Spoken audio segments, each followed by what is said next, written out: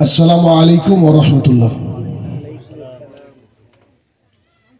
الحمد لله وحده والصلاة والسلام على من لا نبي بعد. أما بعد فإن خير الحديث كتاب الله وخير الحديث حديث محمد صلى الله عليه وسلم وشر الأمور محدثاتها وكل محدثة بدعة وكل بدعة ضلالة وكل ضلالة في النار.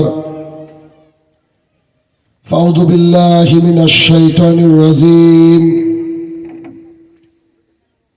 يا أيها الذين آمنوا أطيعوا الله وأطيعوا الرسول ولا تبطلوا أعمالكم. عن أبي هريرة رضي الله تعالى عنه قال قال رسول الله صلى الله عليه وسلم كل أمتي يدخلون الجنة إلا من أبى. قيل يا رسول الله من أبى؟ قال من أطاعني دخل الجنة ومن أساءني فقد أبى.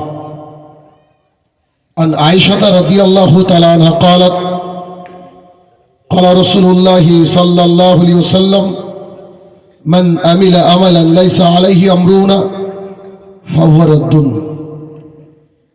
সম্মানিত উপস্থিতি, সর্বপ্রথম আল্লাহ সুবহানাহু ওয়া তাআলার বারগাহে শুকরিয়া জ্ঞাপন করব যে আল্লাহ তাআলা দিন জানার জন্য এত বড় এলাকা থেকে কিছু মানুষকে এখানে সমবেত হওয়ার তৌফিক আদা করেছেন।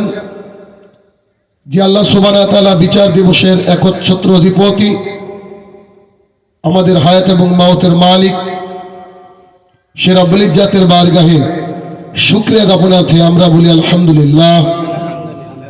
অতঃপর সমগ্র মানব জাতির শিক্ষক, সমগ্র মানব জাতির পথ প্রদর্শক মুহাম্মদুর রাসূলুল্লাহ সাল্লাল্লাহু আলাইহি সাল্লামের উপর শতকোটি সালাত ও সালাম বর্ষিত হোক।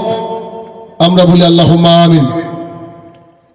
বর্ধমান অন্তর্গত আউশ গ্রাম, অত্র এলাকায় আজকে আমার সংক্ষিপ্ত বক্তৃতার বিষয় বিজাতীয় সংস্কৃতির বেড়া জলে মুসলিম সমাজ। উক্ত বিষয়ে তথ্য এবং তত্ত্ববহল আলোচনা করার চেষ্টা করব ইনশাআল্লাহুল আজিজ। তার পূর্বে দু একটি কথা। আজকে আমরা যারা এখানে উপস্থিত হয়েছি তারা কোরআন এবং সুন্নাহ জানতে এসেছি। কোরআন এবং সুন্নাহ জেনে মানব এই আশায় এসেছি। এছাড়া কি আর কোনো উদ্দেশ্য আছে?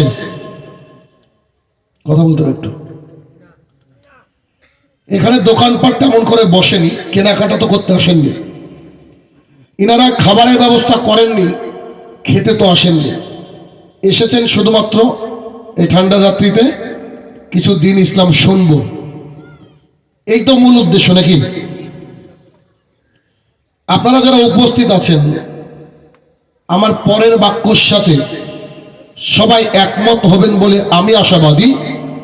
আর তা হলো একেবারে অন্তরের অন্তঃস্থল থেকে বলবেন আজকে যে ঠান্ডা পড়েছে এর চেয়ে যদি আরো 10 ডিগ্রি বা 10 সেন্টিগ্রেড উষ্ণতা কমে যেত, অর্থাৎ ঠান্ডা আরো বাড়তো, তারপরে এখানে কলকাতা থেকে হোক দিল্লি থেকে হোক কোনো টিভি সিরিয়ালের কোনো অভিনেতা অভিনেত্রী অথবা অনামী কোনো অখ্যাত গায়ক ইত্যাদি আসতো, তাহলে কি এই জায়গাটা খালি থাকতো?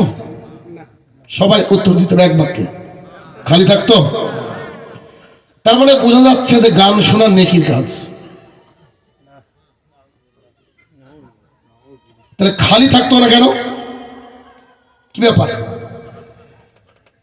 যখন এই গ্রামের মানুষ আয়োজন করত যে আউশ গ্রামে আজকে আমাদের অমুক সিরিয়ালের অভিনেত্রী আসছে, অমুক রয় অমুক দাস আসছে গান করার জন্য, তখন এই গ্রামের মানুষ এখানে জমা হয়ে যেত। ঠাসাঠাসি মারামারি হতো আগে বসার জন্য। ঠিক না ভুল বলছি? আচ্ছা, তো তখন এই গ্রামের কোন ইমাম সাহেব, এই গ্রামের কোন নেতা, এই গ্রামের কোন ভালো মানুষ কাউকে রাস্তায় ধরে বলতো না যে কালকে গানের আয়োজন হবে এই মাঠে, খবরদার তোমরা যেও না। এমন কোন ইমামকে দেখেছেন রাস্তায় দাঁড়িয়ে দাঁড়িয়ে মানুষকে নিষেধ করে, বাবা তুমি ওখানে যেও না, মা তুমি ওখানে যেও না?